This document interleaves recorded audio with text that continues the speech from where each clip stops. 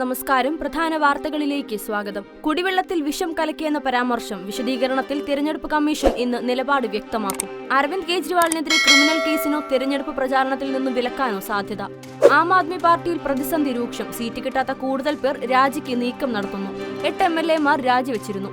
Joseph Mar Gregorios വിചാരണ നേരിടണമെന്ന FIR റദ്ദാക്കണമെന്ന ബിഷപ്പിന്റെ ആവശ്യം ഹൈക്കോടതി തള്ളി. കാഞ്ഞിരമറ്റം പള്ളിയിൽ പ്രവേശിച്ചതുമായി ബന്ധപ്പെട്ട കേസിലാണ് നടപടി. യാക്കോബായ സഭയുടെ നിയുക്ത കാത്തോലിക്കയാണ് ബിഷപ്പ് ജോസഫ് മാർ ഗ്രിഗോറിയോസ്.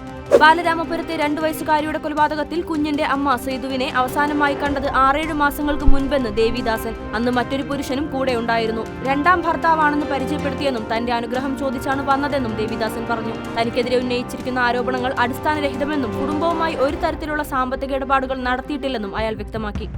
മാന്നാറിൽ വൃദ്ധ ദമ്പതികളുടെ മരണം കൊലപാതകം. കസ്റ്റഡിയിലുള്ള മകൻ വിജയൻ കുറ്റം സമ്മതിച്ചു. വീടിന് പെട്രോൾ ഒഴിച്ച് തീയിട്ടെന്നും പ്രതി പോലീസിനോട് സമ്മതിച്ചു.